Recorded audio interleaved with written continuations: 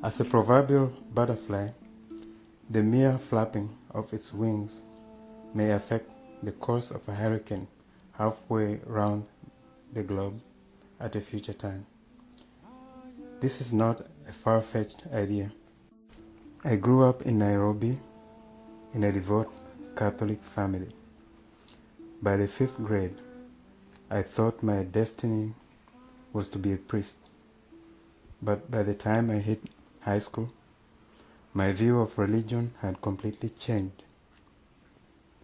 Having grown up with daily news images of the wars in Vietnam and Biafra, I questioned everything, even God. Why would God, with boundless unconditional love, allow children and even infants to be victims of suffering and death? The next logical step was to turn my back on God and embrace Marxism. From each according to his ability and to each according to his needs. That was justice. I soon realized that the fulfillment of our material needs, devoid of spirituality, was like chasing a mirage. Deep down, there is something fundamental and profound that glues us all together. We are one entity. The moment I started practicing yoga meditation, my expansion of consciousness became more pronounced.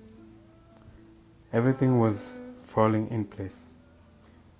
All the doubts that tormented me about faith melted away. The helplessness that accompanied my empathy disappeared and was replaced by the urge to do something right away.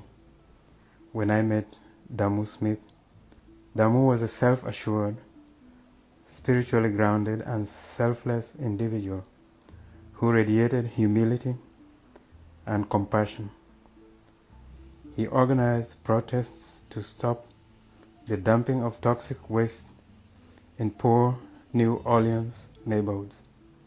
He fought against U.S. support of South African apartheid regime.